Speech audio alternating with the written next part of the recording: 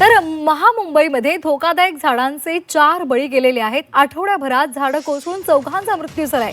कुर्ला आरे colony इथे काल दोघांचा मृत्यू झालेला आहे। काँक्रिटीकरणामुळे झाडं कोसळण्याचा धोका वाढलेला आहे। 8 दिवसात 4 निष्पापांचा बळी गेलेला आहे। कुर्ला आणि आरे कॉलनीमध्ये काल दोघांचा मृत्यू झालेला आहे। त्यामुळे मुंबईमध्ये जी धोकादायक झाडं आहेत त्यांच्यावर आता कशा पद्धतीने प्रशासन उपाय योजतं आणि त्या संदर्भात काही पावलं उचलली जात आहेत का येत्या काळात हे पाहणं सुद्धा महत्त्वाचं आहे। मनश्री पाठक आमच्या प्रतिनिधी आपल्या सोबत आहेत, आपण त्यांच्याकडे जाणार आहोत। मनश्री, सातत्यानं झाडं कोसळत आहेत, निष्पाप बळी जात आहेत, काय नेमकं सध्या प्रशासन करते असा प्रश्न संतापानं विचारला जातोय।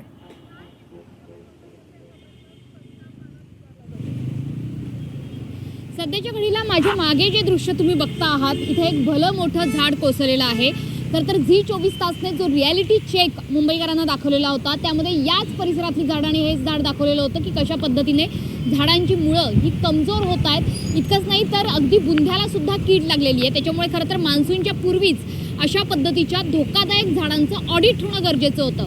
मात्र कालपासूनची जी आकडेवारी आहे ती अतिशय धक्कादायक आहे, कारण मुंबई महापालिकेकडून, डिझास्टर कंट्रोल डिपार्टमेंटकडून, हवामान विभागाकडून जो अलर्ट देण्यात आलेला आहे तो रेड अलर्ट तर आहेच, मात्र सोबतच कालपासून आपण बघतोय की ताशी साधारणतः 80 किलोमीटर प्रति तास वेगाने हे वारे वाहत आहेत। त्यामुळे अर्थातच अशा पद्धतीने ज्या झाडांची मुळं कमजोर आहेत, ज्यांचे बांधे, ज्यांचा जो बुंदा आहे त्याला कीड लागलेली आहे, अशी झाडं ही कोसळणारच कोसळणार। त्याच्यामुळे या झाडांचं ऑडिट होणं गरजेचं होतं।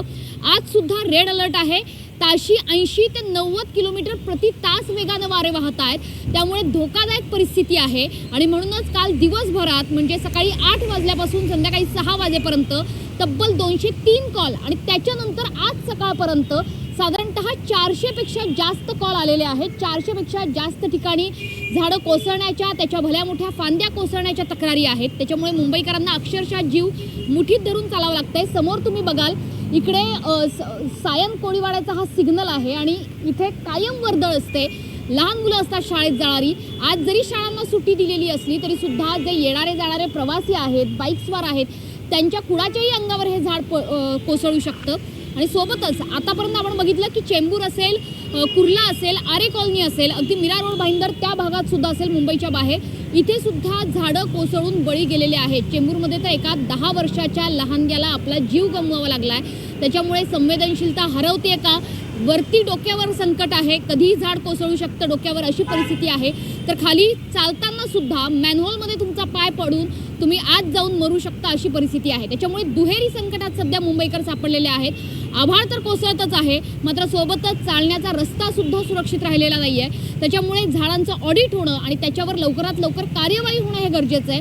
आणि म्हणून गेल्या 36 तासांमधली ही आकडेवारी आहे की तब्बल 400 पेक्षा जास्त झाडं कोसळत आहेत, त्याच्या भल्या मोठ्या फांद्या कोसळत आहेत, मुंबईकरांचे जीव जात आहेत। ही रियालिटी वारंवार झी24 तास आपल्या स्क्रीनवरनं दाखवते, आपल्या प्रेक्षकांपर्यंत पोहोचवते, प्रशासनापर्यंत पोहोचवते।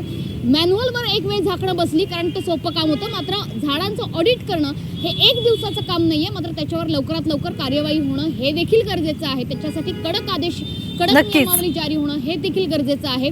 मात्र प्रशासन ढिम्म हालायला तयार नाही। जी झाडं कोसळत आहेत त्याची एक भयानक आकडेवारी आता समोर येते। अगदी ही भयानक आकडेवारी समोर आलेली आहे। त्यामुळे किमान जी नाजूक स्थितीतली झाडं आहेत जी कधीही कोसळू शकतात ती तरी लवकरात लवकर छाटली पाहिजे, त्याचा बंदोबस्त केला पाहिजे। किमान एवढं तरी महापालिकेने करावं अशीच अपेक्षा आहे। धन्यवाद मनश्री दिलेल्या सविस्तर माहितीसाठी।